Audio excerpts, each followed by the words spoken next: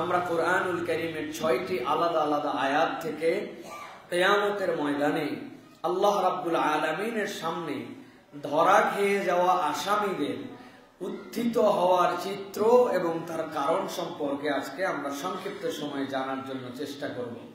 আমরা জানি কিয়ামতের ময়দানে আপনি চান বা না চান, আল্লাহকে স্বীকার করেন বা না করেন, আল্লাহ রাব্বুল আলামিনের সামনে আমাদেরকে উত্থিত হতেই হবে।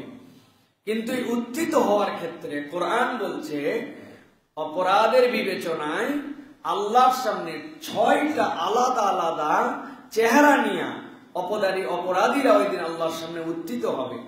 এই অপরাধীদের উত্থিত হওয়া এবং তার অপরাধের কারণ কি, কি স্বীকারোক্তি তারা দিচ্ছিল, এ বিষয়ের উপরে আমরা খুবই সংক্ষিপ্ত সময়ে জিস্ট কথাগুলি এই উদ্দেশ্যে জানার চেষ্টা করব যে এই অপরাধের মধ্যে আমরা যদি সম্পৃক্ত হই সেখান থেকে আমরা পানাহ চাই এবং ওই দিনে যাওয়ার পরে ওই অপরাধীদের মধ্যে আমরা যেন অন্তর্ভুক্ত না হয়ে যাই, এই নিয়তে আমরা আজকের এই সংক্ষিপ্ত সময়ে এই বিষয়ের উপরে আলোচনা করার জন্য চেষ্টা করব। প্রিয় ভাইরা, কিয়ামতের দিবসে সাধারণ মানুষ এবং অপরাধীদের পুনরুত্থিত হওয়ার 6টি চিত্র।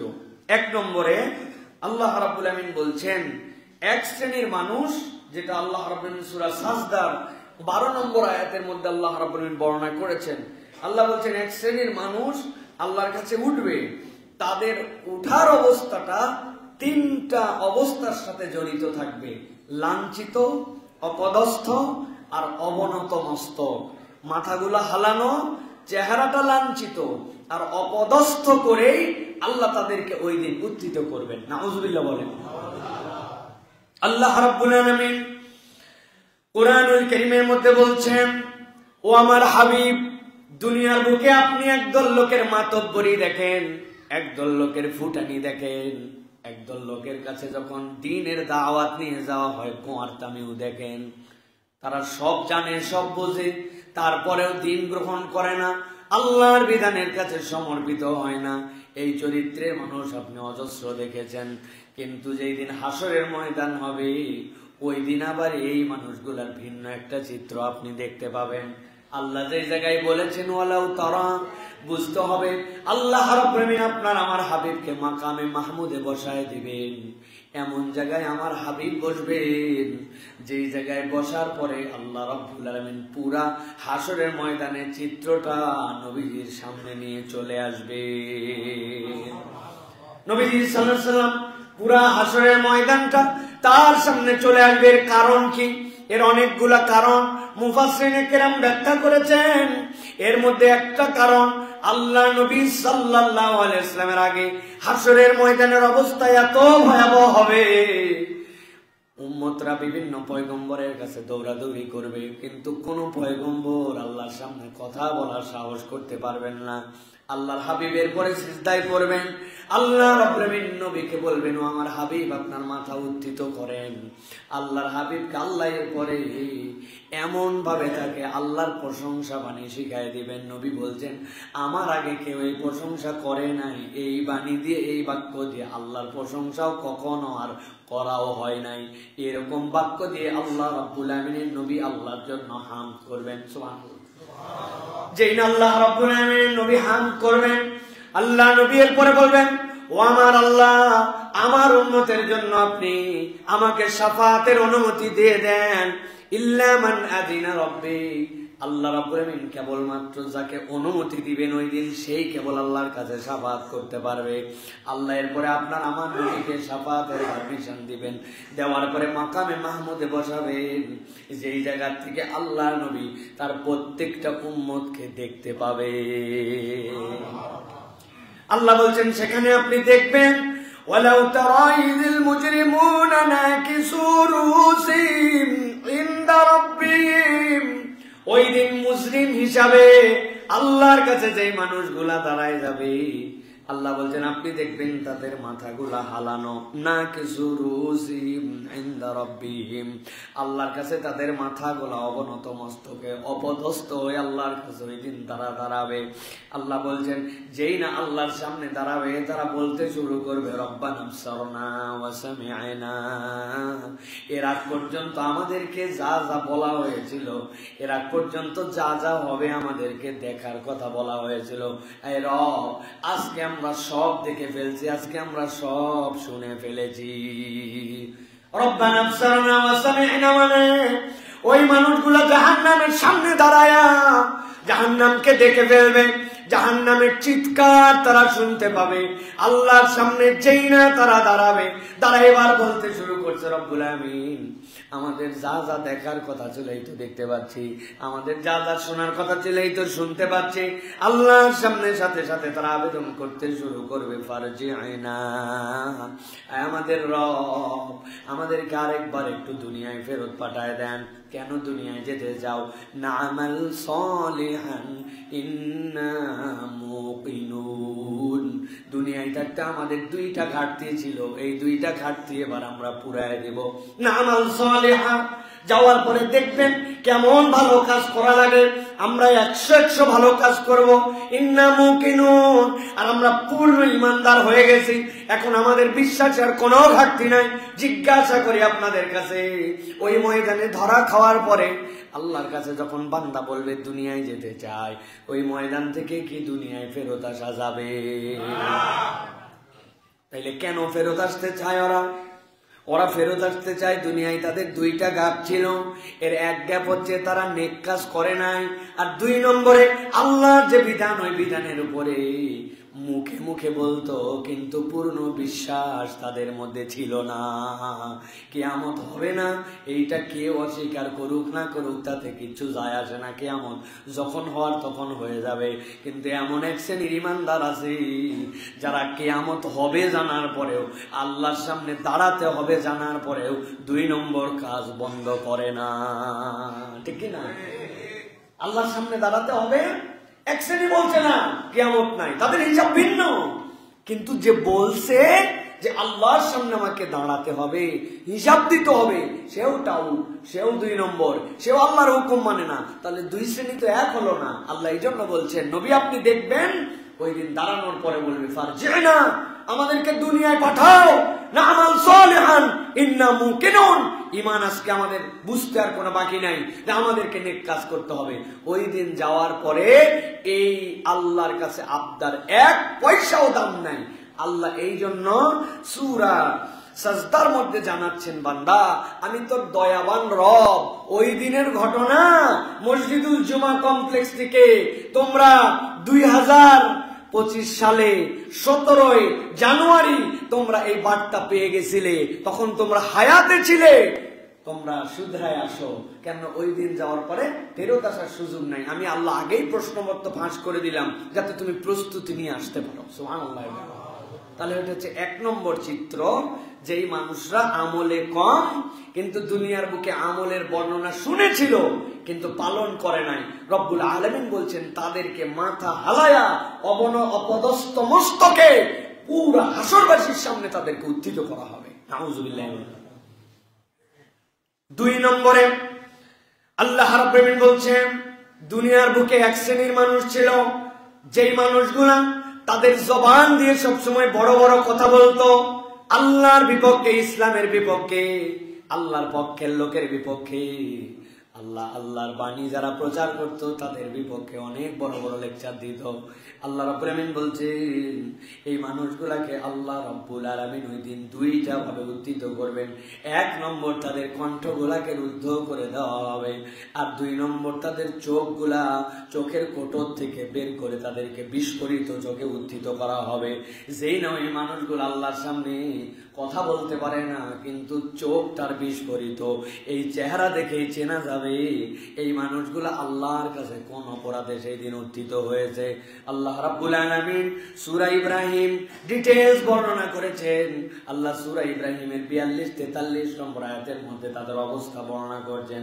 আল্লাহ রাব্বুল আলামিন বলছেন ওয়ালা তাহসাবান্নাল্লাহা গাফিলান আম্মা ইয়ামালুজ জালিমুন। দুনিয়ার মানুষ, আল্লাহ রাব্বুল আলামিনের ব্যাপারে এরকম ধারণা করো না। আরবির কায়দা যারা জানেন তারা জানেন আল্লাহর জন্য নুনে সকিলা লাগে না।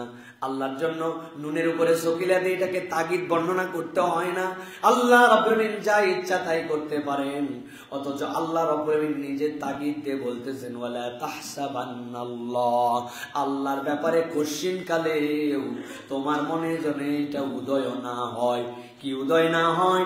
আল্লাহ বলছেন আম্মা ইয়ামালুজ জালিমুন, আল্লাহ বোধহয় গাফেল, আল্লাহ বোধহয় বেখবর।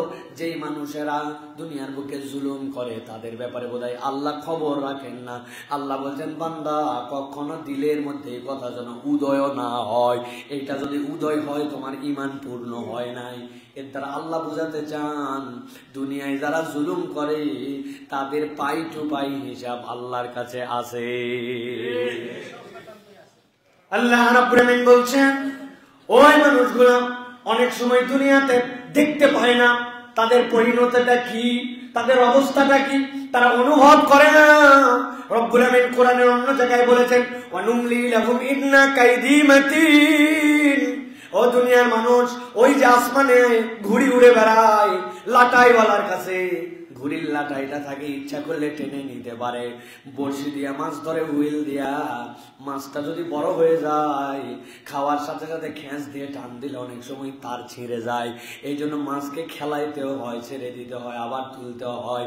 আল্লাহ বলছেন আমি তোমার লাটাইটা আমার কাছে ধরে রেখেছি। মুফাসসিররা ব্যাখ্যা করছেন আল্লাহর লাটাইয়ের অনেক বর্ণনা আছে। এর একটা হচ্ছে দুনিয়াতে জীবন আছে যার, মৃত্যুর স্বাদ তাকে নেওয়া লাগবে। আল্লাহ তোমাকে চিরদিনের জন্য জীবন দেন নাই, ওই মৃত্যু থেকে বাঁচার কোনো বান্দার উপায় নাই। আল্লাহ রাব্বুল আলামিন বলছেন দুনিয়ায় তুমি দেখতে পেলে না, তোমাকে ধরা হলো না, মানুষ অনুভব করলো না, কেমনে আল্লাহ রাব্বুল আলামিন তোমাকে শাস্তি দেন তুমি বুঝতেই পারো না। আল্লাহ রাব্বুল আলামিন বলছেন কিন্তু হাসরের দিনে যখন এই মানুষগুলা, এই দাপটওয়ালা এই কণ্ঠগুলি, যেই কণ্ঠগুলি ইসলামের বিপক্ষে ছিল, এই মানুষগুলো যখন উঠবে তখন কি পরিণতি হবে?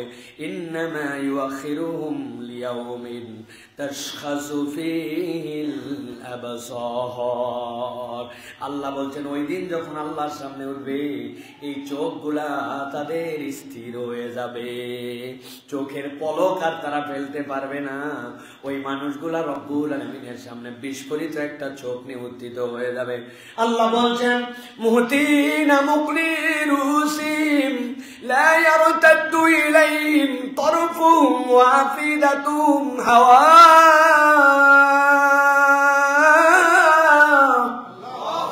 আমার রব্বুল আমিন বলছেন মুহতিনা মুকলিরুসিম, একদল ফেরেশতা তাদের কাছে আসবে, আসার পরে ঘাড়ের মধ্যে এমন একটা বাড়ি মেরে দিবে, ওই ঘাটটার সাথে সাথে আসমানের দিকে মুখ ফিরানো, এরপরে ঘাটটা তারা আটকায় যাবে। আল্লাহ বলছেন লা ইয়ারতাদু ইলাইহিম তারফুহুম, ডানেও ফিরতে পারবে না, বামেও ফিরতে পারবে না।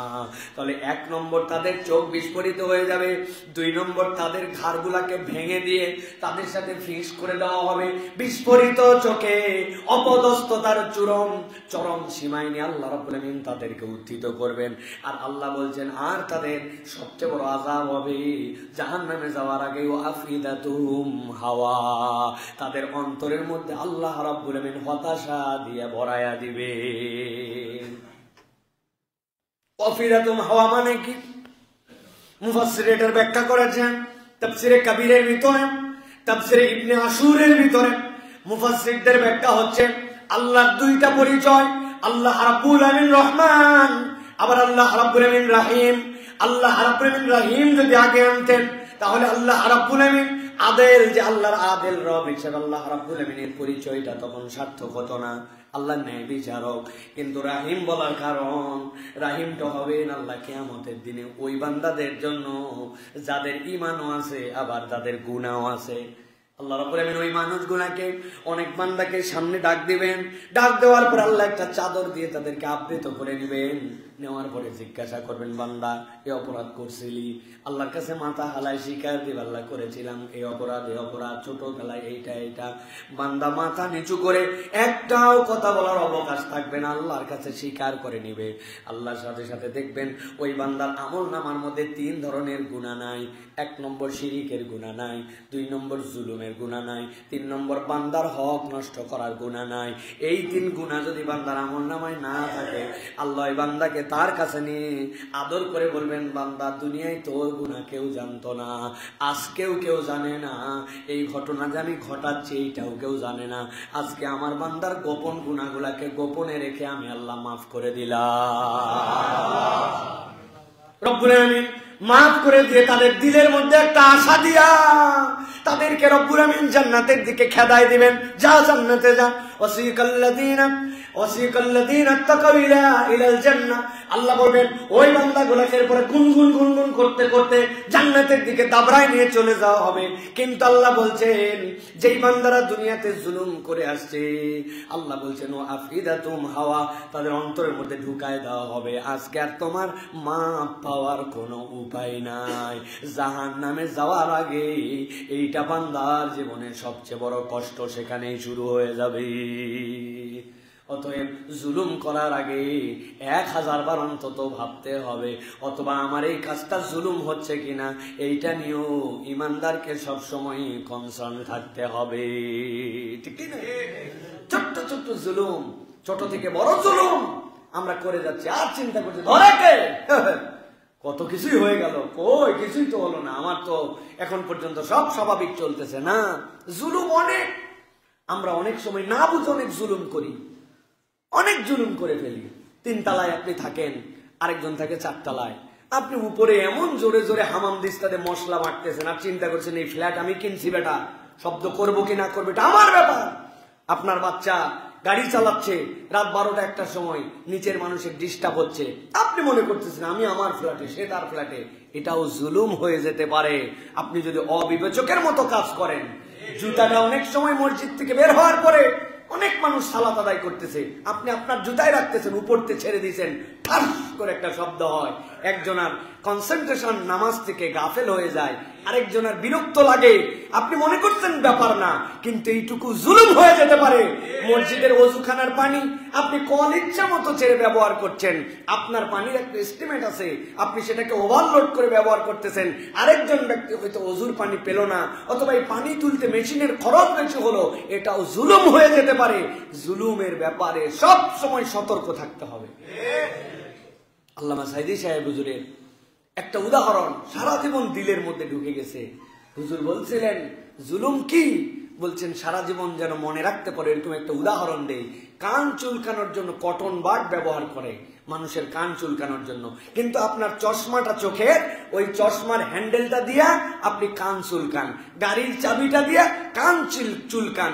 যে জিনিস যে জায়গায় যেভাবে ব্যবহার করার কথা, এর ব্যতিক্রমটাই হচ্ছে জুলুম। মনে রাখার জন্য তিনি উদাহরণটা দিয়ে গেছেন, খেয়াল করে দেখেন জুলুম হচ্ছে এইরকম। আল্লাহ বলছেন ওয়ালা তাহসাবান্নাল্লাহা গাফিলান আম্মা ইয়ামালুজ জালিমুন, জালেমরা যা করে তোমরা মনে করো না যে আল্লাহ এর ব্যাপারে গাফেল, এইটার হিসাব আল্লাহর কাছে বরাবর করা লাগবে। তাহলে যারা নিজের ছেলে আর মেয়ের মধ্যে জমি দেওয়াতে 2 নম্বর করলেন, বোনের জমি আজ পর্যন্ত ফেরত দিলেন না, আর হাজি সাহেব ওই ঘোরাফেরা করলেন, এইগুলোর খবরটা কেমন হবে ভাই? রাস্তার খোয়া বালু খেয়ে ফেললেন, ব্যাংকের টাকা বিদেশে পাচার করে ফেললেন, প্রবাসীরা দেশে টাকা কষ্ট করে প্রেরণ করলো, আপনি সেইগুলা টাকায় ওই রেমিটেন্সের টাকা সহ দেশের টাকা আপনি আবার আপনার ব্যক্তি স্বার্থে ইংল্যান্ডে কানাডায় আপনি একটা বাড়ি বানায় ফেললেন, ওইটার বৈধতা নাই, কিচ্ছু নাই, আন্ডার ভয়েস করে ফেললেন, যে মাল যে টাকাতে কিনলেন দেখালেন তার চেয়ে বেশি, দুনিয়ার লোক বুঝলো না, কিন্তু আপনি বিদেশে আবার ডলারগুলা কৌশলে পাচার করে দিলেন, সর্বশেষ আপনি দেশ থেকে পালায় গেলেন, অথবা দেশের নাগরিকত্ব ত্যাগ করলেন। আল্লাহ চিন্তা করবে যেহেতু বাংলাদেশের নাগরিকত্ব এখন ত্যাগ করছে, ছেড়ে দাও, তাই তো না? সাবধান প্রিয় ভাইয়েরা, ছোট থেকে বড় রাষ্ট্রের জুলুম চোখে পড়ে, ব্যক্তির জুলুম চোখে পড়ে না। আমরা ছোটখাটো প্রত্যেকেই এক একজন জালেম হয়ে আছে, ঠিক না? আমরা আমাদের এই জুলুম থেকে সব সময় ছোট থেকে বড় এটা হিসাব করতে হবে। নবীজির কাছে আসছে, ইয়া রাসূলুল্লাহ, আমার অনেকগুলা ছেলে, এই ছেলেটাকে অনেক মহব্বত করি, ওর জন্য আমি একটা খাদেম রেখে দিয়েছি, ইয়া রাসূলুল্লাহ দোয়া করেন। নবীজি বলছেন দোয়া মানে তোমার আর ছেলে পেলে সকলকে খাদেম দিছ না, তো তুমি হয় এর খাদেম ছুটাও, নলে সকল সন্তানকে খাদেম দাও, তাছাড়া তুমি জুলুম করবে। নবীজি এইটাকেও জুলুমের অন্তর্ভুক্ত করে ট্রেনিং দিয়ে গেছেন। আর আমরা ছোট থেকে বড় সবগুলার ক্ষেত্রে জুলুম করি। আপনার কর্মচারী নামাজ পড়তে চায়, উনি উনারে ক্যাশে বসায় দিয়ে আসে, তুই ক্যাশে বস, দোকানদারি ঠিক মতো চালা। উনি এসে তসবিহ তাহলিল করে নামাজ পড়ে। উনার দোকানের কর্মচারী, উনার ফ্যাক্টরির কর্মচারী, উনার অধীনস্থদের ব্যাপারে নামাজের খবর নেয় না। এটাও আপনি জালেম। আল্লাহ রাব্বুল আমিনের কাছে হিসাব করে প্রত্যেকটা ধাপ আমাদেরকে ফেলতে হবে, ঠিক না? আরেকটা জুলুমের কথা যদি বলি তাইলে এটা আপনাদের কাছে কষ্ট লাগবে। এই যে সপ্তাহের সেরা সময়ে মুসল্লিরা আসছে, এক সপ্তাহের সবচেয়ে সুন্দর কাপড়, সবচেয়ে পরিচ্ছন্ন গোসল, সবচেয়ে অনন্য ঘুম, সবচেয়ে রিফ্রেশমেন্ট নেওয়ার পরে এখানে এসে বসে আছে কি জন্য? খতিব সাহেব কি কথা বলবেন, কথাগুলি শোনার জন্য। আর আমি খতিব, কোনো প্রস্তুতি নাই, কিচ্ছু নাই। জুমায় আসি, চিন্তা করি জুমাটা কেমনে কোন রকম কলে বলে কৌশলে পার করে দেওয়া যাবে, কি শুরু কি শেষ, কোনো একটা পড়ালেখা নাই, একটা জিনিস মানুষকে বুঝাবো এরকম প্রচেষ্টা নাই। অনেক খতিব আমরাও ধরা খেয়ে যাব যে আমরা আমাদের মুসল্লিদেরকে প্রপার গাইডেন্স দিতে পারছি কিনা, এই সময়ের মূল্যায়ন করতে পারছি কিনা। শুধু ওই জুলুম আপনারা না, আমরা হুজুররাও তার মধ্যে আটকায় যেতে পারি।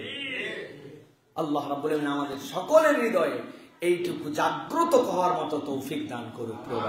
তাহলে এটা গেল 2 নম্বর চিত্র। 3 নম্বর হচ্ছে আল্লাহ বলছেন এক শ্রেণীর মানুষ আল্লাহর কাছে উঠবে যারা চরম লাঞ্ছনাপূর্ণ দৃষ্টিতে থাকবে, আর ওই মানুষগুলা তাকাতে পারবে না। এক শ্রেণী তো চোখের পলক ফেলতে পারবে না, আরেক শ্রেণী তাকাতেই পারবে না, ওরা আর তাকাতে পারবে না। আল্লাহ রাব্বুল আমিন তাদেরকে একদম অবনত মস্তকে চক্ষুহীন অবস্থায় তাদেরকে উঠাবেন। আল্লাহ রাব্বুল আমিন সূরা শুরা এর 45 নম্বর আয়াতের মধ্যে তার বর্ণনা দিয়েছেন। আল্লাহ বলছেন ওয়াতারাহুম ইউরাদুনা আলাইহা খাশিঈন মিনাল যুল্লি ইয়ানজুরুনা মিন তরফিন খাফি। আল্লাহ বলছেন আপনি দেখবেন ওই দিন আল্লাহর সামনে এক শ্রেণী উঠবে যেই মানুষগুলা আল্লাহর সামনে চক্ষুগুলাকে নিচের দিকে রাখবে। কেন নিচে রাখবে? আল্লাহ বলছেন খাশিঈনা মিনাল যুল, ওই মানুষগুলা অপদস্থতায় আল্লাহর কাছে ভয়ের ঠেলায় এমন ভাবে উঠবে যেই সময় তাদের তাকানোর সমস্যা, তাদের ক্ষমতা থাকবে না। এই আয়াত এইগুলার ব্যাখ্যায় মুফাসসিরিনে কেরাম আরো অনেক আয়াত এনেছেন। ওই জায়গাতে এই আয়াতের শেষের অংশে ইমানদাররা বলতে শুরু করবে এই লোকগুলা কত বড় ক্ষতিগ্রস্ত, দুনিয়াতেও তারা ক্ষতিগ্রস্ত হয়েছে, এই ময়দানে এসেও তারা ক্ষতিগ্রস্ত হয়েছে। এটার ব্যাখ্যা কি? দুনিয়ায় তারা ক্ষতিগ্রস্ত হলো কেমনে? যেই চোখ দিয়ে আপনাকে যা দেখতে হবে সেইটা দুনিয়ায় আপনি যেরকম না দেখে উল্টা পাল্টা দেখেছেন, আবার আজকের এই ভয়াবহ ময়দানে আপনাকে যেখানে চোখ দিয়ে দেখে দেখে চলতে হবে, এই জায়গায় আপনি আবার চোখ দিয়ে দেখতে পারেন না। তাহলে দুনিয়ায় যা দেখা লাগবে না তা দেখে ক্ষতি করছেন, আর এখানে দেখতে হবে এই দেখার যোগ্যতা হারায় ক্ষতি করছেন। ইমানদাররা বলবে এরা কত ক্ষতিগ্রস্ত, এরা এদের পরিবার সহ দুনিয়াতেও ক্ষতির মধ্যে ছিল, আবার আজকের ময়দানেও তারা ক্ষতিগ্রস্ত।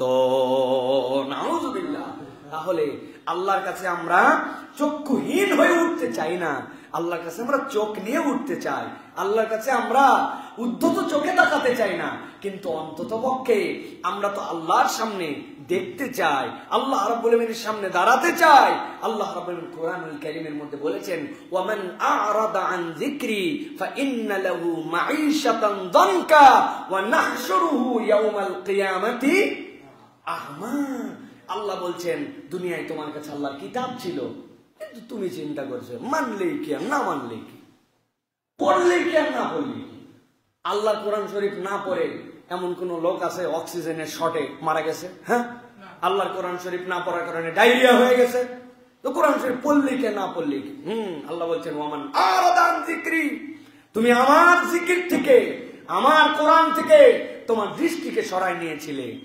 এটা কেবল পড়ার ক্ষেত্রে নয়, এটা বিধানের ক্ষেত্রে, এটা হুকুমের ক্ষেত্রে, এটা আহকামের ক্ষেত্রে, আরকানের ক্ষেত্রে, এটা পেনাল কোডের ক্ষেত্রে। আপনি মনে করেছেন নামাজের আল্লাহর নির্দেশনা আপনি কোরআন অনুযায়ী পালন করেন, কিন্তু আল্লাহ রাব্বুল আলামিন দুর্নীতিবাজকে কেমনে শাস্তি দিতে হবে তার বিধান তো আল্লাহ কোরআনে রেখেছেন, রাখেন নাই? যদি কোনো নারী অপদস্থ হয়ে যায়, যদি নারী লাঞ্ছিত হয়, কোন নারী যদি শ্লীলতাহানির শিকার হয়, তাহলে কোরআন তার জন্য বিচার রেখেছে না ভাই?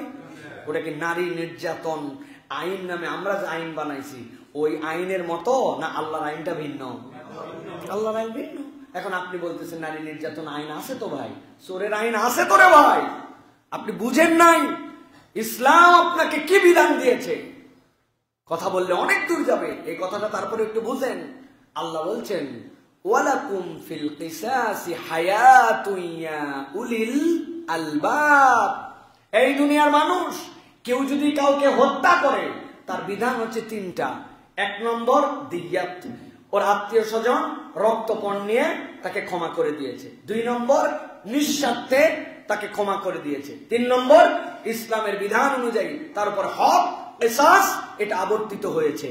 এখন আল্লাহ বলছেন তোমাদের জন্য যে কিসাস, কেউ যদি কাউকে অন্যায়ভাবে হত্যা করে প্রমাণিত হয়ে যায় তাহলে তাকে হত্যা করা হবে, এটাই আল্লাহর বিধান।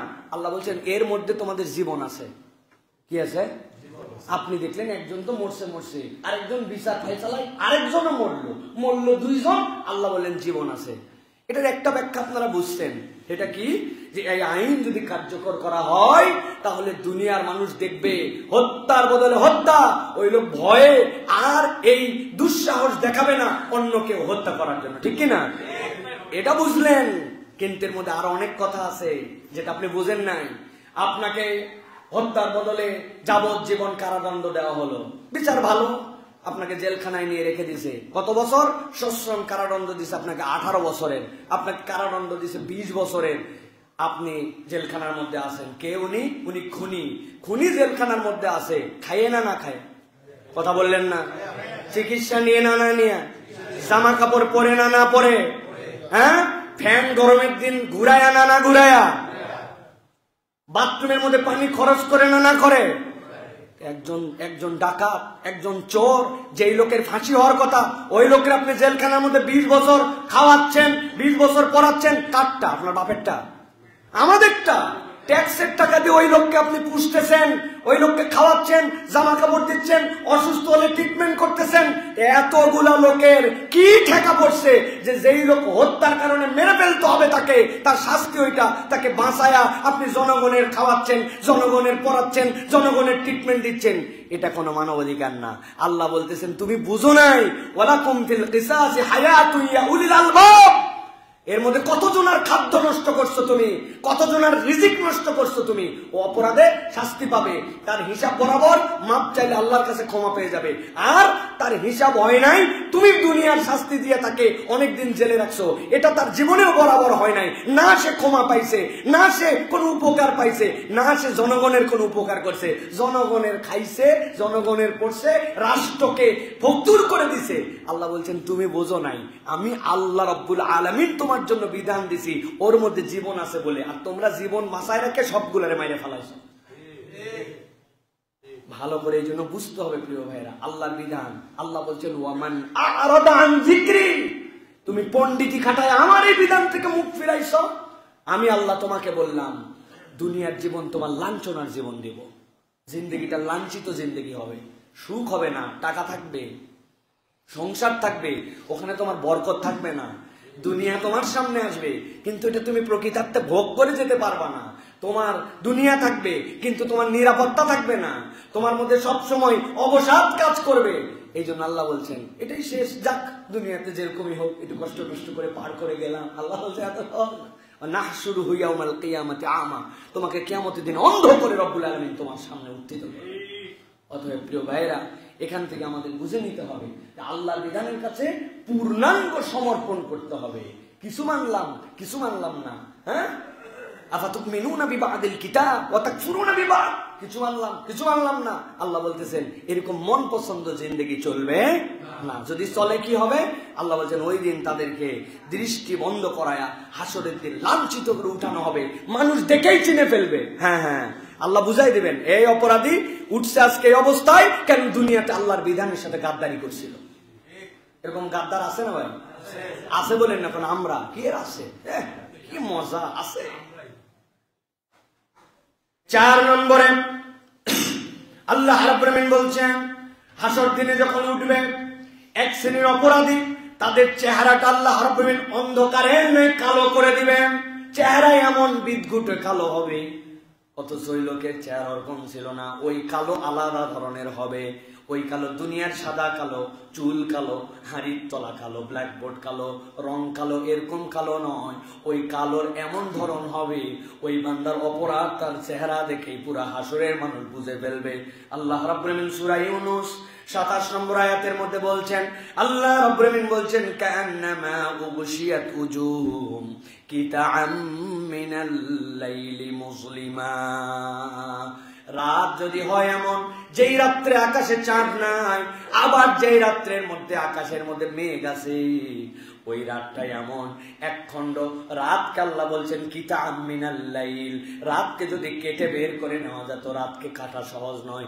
আল্লাহ বলছেন ওই মানুষগুলা এমন ভাবে আল্লাহর কাছে উঠবে নতজানু হয়ে, তাদের চেহারাগুলা আধার রাতের ওই পূর্ণিমাহীন যে রাত, ওই রাতের অমাবস্যা রাতের মধ্যে যেরকম আলোহীন, যেরকম অন্ধকার হয়, ওই চেহারাগুলার মধ্যে কেউ যদি তাকায় তাহলে মনে হবে সে ওর মধ্যে ঢুকে যাচ্ছে, অন্ধকারটা যেন তাকে খেয়ে ফেলতেছে।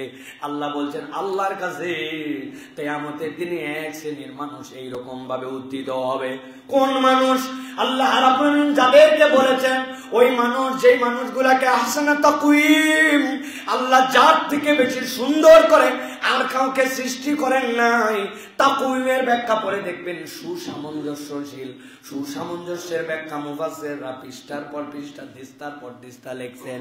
মানুষকে আল্লাহ এমন সুসামঞ্জস্যশীল করেছেন যেইটা মানুষ কখনো তার চিন্তা করে করেও শেষ করতে পারবে না। সুবহানাল্লাহ। এই শরীরের মধ্যে অনেক জায়গার পশম আছে আপনার, কিন্তু আপনি যদি একটু হিসাব করে দেখেন, সব পশমের গ্রেড একরকম না। সবগুলাই পশম, চুল, কিন্তু কোনোটা সফট, কোনোটা নরম, কোনোটা খাড়া, কোনোটা শক্ত। আল্লাহ রাব্বুল আলামিন এমন ভাবে আপনার এইটাকে গ্রেড বিন্যাস করলেন, অথচ একই রকম হরমোন দিয়ে রব্বুল আলামিন এইটাকে আপনার সামনে উত্থিত করেছেন। আপনার যে দাঁত 1.5 বছর বয়সে উঠে গেছে, ওই দাঁতকে আল্লাহ থামায় দিলেন 1/2 ইঞ্চির মধ্যে। আর ওই রব্বুল আলামিন ওই পেটের মধ্যে থেকেই যে আপনার জন্য খাদ্যের যোগান হচ্ছে, সেখান থেকে নখগুলা বেড়ে যায়, মাথার চুলগুলা বড় হয়ে যায়। কিন্তু মাথার চুল কাটা লাগলেও চোখের পাপড়ি কাটা লাগে না, মাথার মধ্যে চোখের সামনের ভ্রুগুলা কাটা লাগে না। আল্লাহ বলছেন আহসানা তাকওয়িম, মানে তুমি বুঝো না, আমি রব্বুল আলামিন তোমাকে এত সুসামঞ্জস্যশীল করে সৃষ্টি করেছি। আপনার কিডনির কাজ আপনি কি মনে করছেন? ফিল্টার করে কেবল প্রস্রাব করে দেওয়া? জি না। কিডনির সবচেয়ে বড় কাজ হচ্ছে ডায়ালাইসিস করা। কি ডায়ালাইসিস? আপনার পানির মধ্যে থেকে আপনার রক্তগুলাকে আলাদা করে করে ওইটাকে আপনার শরীরের মধ্যে সার্কেল করে দেওয়া। যেই ব্যক্তির কিডনির সমস্যা জিজ্ঞাসা করে দেখেন, পানি তাকে মাপ করে খেতে বলেছে, আর সপ্তাহে সপ্তাহে যখন গলার এখানে 2টা রগ বের করে ওই ডায়ালাইসিসটা করতে হয়, খরচ কত আর কষ্ট কেমন আপনি আমি হিসাব করি নাই। 60-70 বছরের জিন্দেগি পার করে ফেললাম, হাজার হাজার মিলিয়ন কোটি টাকার কাজ আপনার আমার কিডনি করে ফেলছে, অথচ আপনি আমি কখনো কল্পনার মধ্যেও আনি নাই। আল্লাহ বলছেন ওই বান্দা, যেই বান্দাকে আমি এরকম সুসামঞ্জস্যশীল করে সৃষ্টি করলাম, কিয়ামতের দিনে সে অন্ধকারাচ্ছন্ন একটা চেহারা নিয়ে আমার সামনে উঠবে, এটা আমি চাই না। কিন্তু আমার বান্দা আমার সাথে গাদ্দারি করার কারণে, আমার দেখানো রাস্তায় চলা না চলার কারণে কিয়ামতের দিনে কিন্তু এই বান্দাকে এরকম করে উত্থিত হতে পারে। অতএব সাবধান হতে হবে প্রিয় ভাইয়েরা। এগুলো কেবল শোনার জন্য শোনা নয়, এগুলো কেবল শোনার জন্য শোনা নয় যে শুনে গেলাম আর চলে গেলাম। আল্লাহ রাব্বুল আলামিন ভয় দেখাচ্ছেন এইটা। 5 নম্বরে আল্লাহ বলছেন এক শ্রেণী আল্লাহর সামনে ওই দিন হাঁটতেও পারবে না, চলতেও পারবে না। আল্লাহর সামনে হাসরের ময়দানে ওই যে নতজানু হয়ে বসে পড়বে, জাহান্নামে তাদেরকে লাত্থায়া খুজু, আল্লাহ বলবেন তাদেরকে ধরো, ফাসাল্লু, তাদের কোমরের মধ্যে জিনজির লাগাও, এরপরে নিক্ষেপ করো। আচ্ছা, কথা হচ্ছে যে লোক এমনি যেতে পারে, আল্লাহ নির্দেশ দিলেই কেন আল্লাহ রাব্বুল আলামিন তাদের কোমরের মধ্যে আবার বলবেন ধরে বাইন্ধে জিনজির লাগাও? আল্লাহ তার কারণ ব্যাখ্যা করেছেন। আল্লাহ বলছেন এক শ্রেণী আমার সামনে উঠবে যারা নত জানু হয়ে বসে পড়বে, পুরা হাশরের ময়দান দেখে বুঝবে এরা ভিন্ন গ্রেডের আসামি। আল্লাহ রাব্বুল আলামিন সূরা জাসিয়া কোরআনের অন্যতম সূরা, এর 2টা আয়াত 28 আর 29 নম্বর আয়াতের মধ্যে আল্লাহ বর্ণনা দিচ্ছেন, এ আমার হাবিব, আপনার উম্মতের মধ্যে এক শ্রেণীর লোক ওই দিন দেখতে পাবেন, দুনিয়ার বুকে কি তাদের দাপট, কি দৌড়াদৌড়ি, পুরা দুনিয়ারে মাথা তারা দবড়ায় বেড়াইছে, দৌড়ায় বেড়াইছে, কিন্তু আপনি যখন তাদেরকে হেদায়েতের দিকে ডেকেছেন, ওই হেদায়েত শোনার মতো তাদের হাতে সময় ছিল না, বিরাট ব্যস্ততা। আপনি দোয়া পড়ে উঠেছেন, যানবাহনের মধ্যে কি পড়েছেন? আপনি পড়েছেন সুবহানাল্লাযী সাখারা লানা হাযা ওয়া মা কুন্না লাহু মুকরিনিন ওয়া ইন্না ইলা রাব্বিনা লামুনকালিবুন। এই রব, আমাকে যে বাহন তুমি দিয়েছো এটা বশীভূত করার যোগ্যতা আমার ছিল না। এইটাকে আল্লাহ রাব্বুল আলামিন আমি বশীভূত করতে পারতাম না। যেই আপনার বাইকটা আপনি চালাচ্ছেন, ওই বাইকের লোহা, তামা, দস্তা, ওই বাইকের স্টিল, ওই বাইকের যে সামগ্রী, এগুলো আপনি নিজে নিজে নিয়ন্ত্রণ করতে পারতেন। আল্লাহ রাব্বুল আলামিন ওইগুলাকে বশীভূত করার যোগ্যতা দান করেছেন। আল্লাহ রাব্বুল আলামিন আপনাকে আপনার উপযুক্ত করে ওইটা দিয়েছেন। আপনি উঠার পরে বলতেছেন এটাকে বশীভূত করার ক্ষমতা আমার নাই, তুমি আল্লাহ দিয়েছো। ইন্না ইলা রাব্বিনা লামুনকালিবুন, আপনার কাছে আমাদেরকে প্রত্যাবর্তন করতে হবে চূড়ান্ত। এই বান্দা, যেই বান্দা এই কথা বলে, অথচ ওই বান্দাই হয়তো আযান শুনতে পেয়েছে হাইয়া আলাস সালাহ, ওর আর বাইক থামে নাই, ওর আর জীবন থামে নাই, ওর মিল থামে নাই, ওর দোকান থামে নাই, কিচ্ছু থামে নাই। সে মনে করছে এই সময়ও আমার, এই সময়ের মালিক বোধহয় আমি আমার মতো গতি অব্যাহত রেখে দিয়েছি। আমার পড়ার সময় এখন, আমার কোচিং এর সময় এখন, আমার কাজের সময় এখন, আমার রান্নার সময় এখন, আমার টিভি দেখার সময় এখন। আল্লাহ বলতেছেন তুমি তোমার সময়কে নিয়ন্ত্রণ করো না, সময়কে নিয়ন্ত্রণ করেন রব্বুল আলামিন, অথচ সময়ের মালিককেই তুমি সময় দেখায় এক হাত দিছ। সময়ের মালিককেই সময়ের এক হাত দিছ তুমি। তুমি চাইলে 1 মিনিট আগে সূর্যকে তুলতে পারো না, 1 মিনিট পরে সূর্যকে দাবাতে পারো না। তুমি কিসের মালিক? তুমি কিছুর মালিক নয়, তুমি একটা টাইম ফ্রেমের মধ্যে আসো, অথচ সময়ের মালিককে তুমি উল্টা এক হাত দেখাইছো। কি ভাই, কথা কি বল? আমার রব্বুল আলামিন বলতেছেন ওয়া তারা কুল্লা উম্মাতিন জাসিয়া, ও আমার হাবিব, আপনি দেখতে পাবেন এক শ্রেণীর লোক হাসরের দিনে ওঠার পরে নতজানু হয়ে বসে পড়েছে। আল্লাহ বলছেন কুল্লু উম্মাতিন তুদআ ইলা কিতাবিহাল ইয়াউম তুজজাউনা মা কুনতুম তা'মালুন। আল্লাহ বলছেন প্রত্যেক উম্মতকে তাদের কিতাব সহ আল্লাহর কাছে ডাকা হবে। রব্বুল আমিন যেই না তাদেরকে রব্বুল আমিনের সামনে ডাকবেন, ওই বান্দার অনেক সময় বলবে আয় রব্বুল আমিন, এই অপরাধ আমি করি নাই, মনেই নাই আসলে অপরাধ করছে কি করে নাই। ছোট্টবেলায় গ্রামের মধ্যে একটা তেঁতুল গাছ ছিল। সকালবেলা একদিন দেখছে তেঁতুল খাওয়ার লোভ হয়। ছোট্ট একটা জলপয়ের গাছ ছিল পুকুর পাড়ে, অমুক দাদার তমুক দাদার। আপনারা 3 বন্ধু মিলে যাওয়ার সময় মাঝে একটা ঢেল, ওর মধ্যে থেকে জলপাই পড়ে গেছিল, ওর মধ্যে থেকে তেঁতুল পড়ে গেছিল। আমার মনেও নাই আর 50-60 বছর পরে কোন দিন কার জলপাই খাইছিলাম, কোন দিন কার তেঁতুল খাইছিলাম। বান্দা বলবেন না না আল্লাহ, এই অপরাধ আমি করি নাই, বললেই হবে নাকি আন্দাজে, এই অপরাধ আমার নাই। আল্লাহ রাব্বুল আলামিন বলবেন তোর বাপ তোরে কোচিং করার জন্য পাঠাইছিল, কিন্তু তুই পড়ালেখা না করে ফাঁকি মারছিলি, তোর বাপরে তুই ধোকা দিয়েছিলি, তুই নিজের প্রতি জুলুম করছিস। ও জীবনে শতবার স্কুলে গেছে, হাজার বার কোচিং এ গেছে, কোন দিন সে ধোকার মধ্যে তার বাপ মারে ফাঁকি দিয়ে ধোকা দিয়েছিল এটা তার নিজেরই মনে নাই। রব্বুল আমিন সাথে সাথে বলবেন ওই বান্দাদের জন্য 3 ভাবে সাথে সাথে হিসাব নেওয়া শুরু হবে। একটা হচ্ছে এই জমিন তাদেরকে সাথে সাথে জানাই দিবে, আও হালাহা, এই জমিনে তুমি যা করছো সবগুলা জানাই দিবে। 2 নম্বর আল্লাহ রাব্বুল আমিন হাত মুখের জবান বন্ধ করে দিয়া, আল্লাহ মুখের জবান বন্ধ করে দিয়া এরপরে বান্দার অঙ্গ প্রত্যঙ্গের মাধ্যমে সাক্ষ্য নিতে শুরু করবেন। আর 3 নম্বর, আল্লাহ তার কিতাব তাকে পড়তে দিবেন। এরপরে সে বলতে শুরু করবে, মা লিহাযাল কিতাব লা ইউগাদিরু সাগীরাতাও ওয়ালা কাবীরা। কি আশ্চর্য গ্রন্থ এটা, যার মধ্যে ছোট থেকে ছোট, বড় থেকে বড় কোনো বিষয় বাদ দেওয়া হয় নাই। আল্লাহ বলছেন ওই দিন এক শ্রেণী এই কিতাব পাই আর মাথা তুলে দাঁড়াতে পারবে না, ধপ করে মাটিতে বসে পড়বে। আল্লাহ বলছেন এই বসে পড়া নরমাল নয়, হাসরের ময়দানে এই বসে পড়াটা নতজানিও হয়ে এইটাও আল্লাহর পক্ষ থেকে তাদের জন্য একটা আযাব। আল্লাহ রাব্বুল আলামিন বলছেন, হাযা কিতাবুনা ইয়ানতিকু আলাইকুম বিল হক ইন্না কুন্না নাস্তানসিখু মা কুনতুম তা'মালুন। আল্লাহ বলছেন এই কিতাব তোমাদের কিতাব, আমি আল্লাহ নিজে বললাম নাস্তানসিখু, বান্দা তুমি যা করেছো আমি রব্বুল আমিন সবগুলা লিখে রাখতাম। বান্দার আমলনামা একটাও লেখার বাইরে নাই। আল্লাহ বলছেন যা করেছো হিসাব বরাবর। এইটা দেখে বান্দা ঘাবড়ায়া এমন বসে যাবে। আল্লাহ বলতেছেন হিসাব ফায়সালার পরে এরপরে ফেরেশতারা তাদের কোমরের মধ্যে জিনজির লাগায়া জাহান্নামে নিক্ষেপ করবে।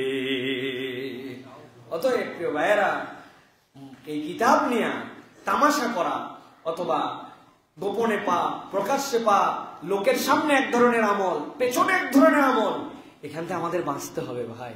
আল্লাহর কাছে সব লেখা থাকে। যদিও ঢাকার যারা আমাদের তরুণ আছে এদের কারণে ডান পাশের ফেরেশতাটা বেশ রেস্ট পাইছে আমাদের।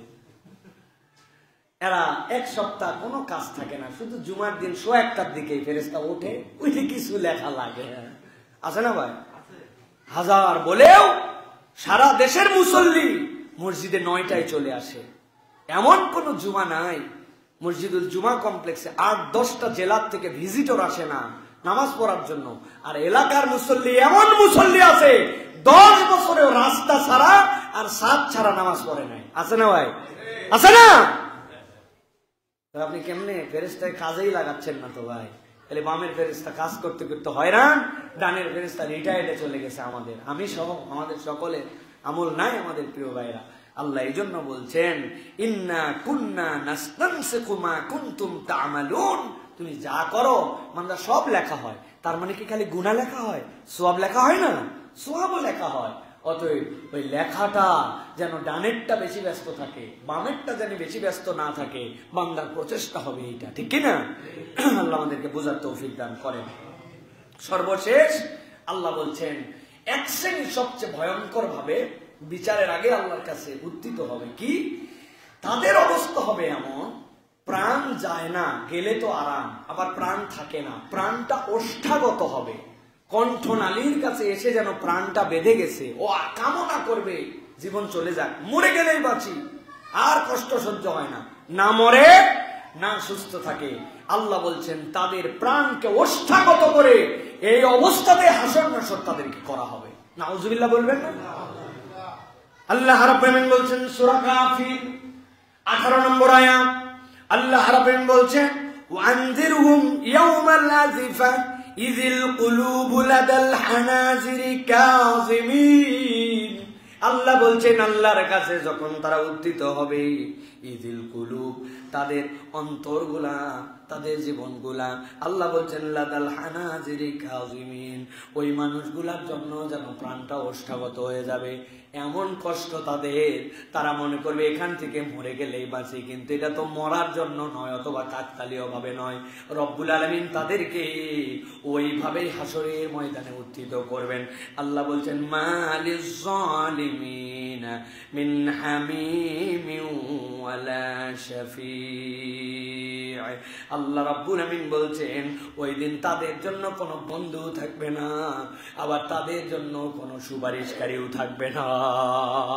দুনিয়াতে দোস্ত দোস্ত করে ঘুরছি, যেই দোস্ত ছাড়া আপনার কিচ্ছু ভালো লাগে না, আড্ডার পর আড্ডা, ঘন্টার পরে ঘন্টা, এমন কোনো খারাপ কাজ নাই যেই কাজে ওই বন্ধু আপনার সাথে ছিল না। তিনজন মিলে দাঁড়ায় গেছে, যা গল্প করছে সব বাজে গল্পের একজন তিনি সমন্বয়ক ছিল, অথবা ওই বাজে গল্পের উনি উদ্দীপক ছিল, অথবা ওই বাজে গল্পের সে সমর্থক ছিল। তার সাথেই ঘুরছি, তার সাথেই ফিরছি।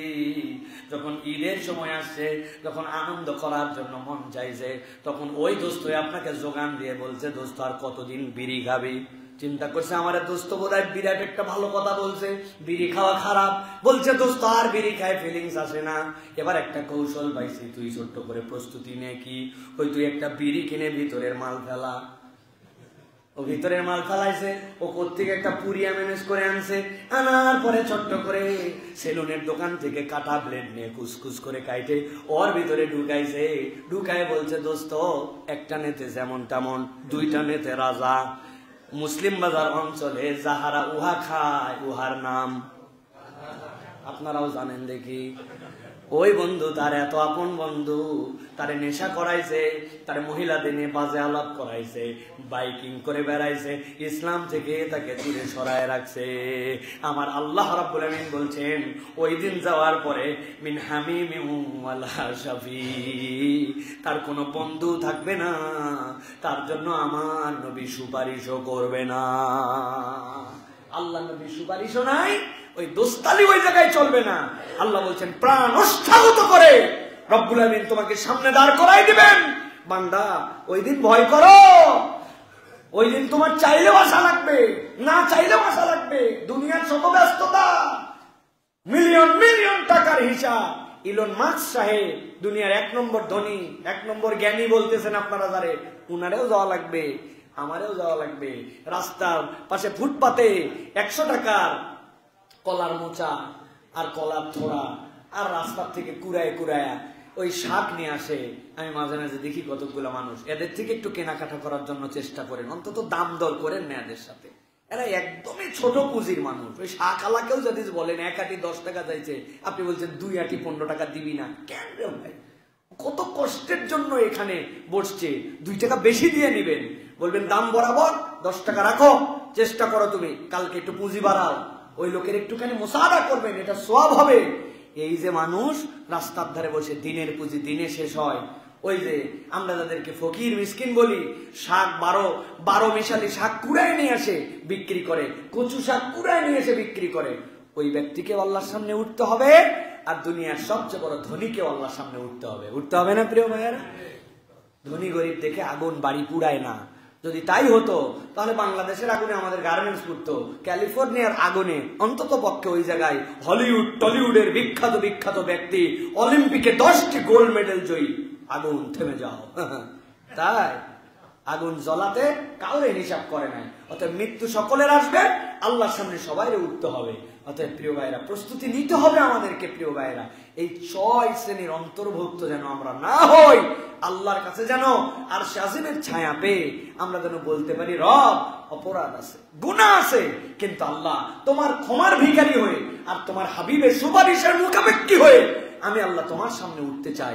আমি যেন জালেম না হই, আমি যে দুনিয়ায় আল্লাহর অবাধ্য না হই, কোরআন থেকে দূরে না সরাই, আল্লাহর হুকুমের বিপক্ষে হারাম চোখ দিয়ে না দেখি, আল্লাহর কথার উপরে অধ্যত্ত আচরণ না করি, আল্লাহর বিধান নিয়ে ক্রিটিসাইজ না করি, সামিআনা ওয়া আতানা, শুনলাম আর মানলাম, এই তবিয়তটা যেন আমাদের মধ্যে হয়। এই তবিয়ত আসার জন্য শেষ একটা কথা বলবো প্রিয় ভাইরা, সেটা হচ্ছে বান্দাকে শুকরগুজার হতে হবে। কি হতে হবে? শাকের হতে হবে। বান্দা শাকের না হলে আল্লাহ রাব্বুল আলামিনের কাছে ইতাআতকারী হতে পারে না। আমাদের অধিকাংশের দিলের মধ্যে শুকরিয়া নাই। আপনি আল্লাহর কাছে অভিযোগের তালিকায় রাখছেন, না একটা ভালো চাকরি দিল, না যা কামাই দিল সেটাতে আরাম করে চলতে পারি, না একটা বাড়ি আছে, কি একটা পুরাতন বাইক নিয়ে ঘুরতেছি, আমার আল্লাহ দেয়ই নাই কিছু। তা আল্লাহ আপনার কিছুই দেয় নাই, তা আল্লাহর কি দুঃখে আপনি শুকরিয়া করতে যাবেন?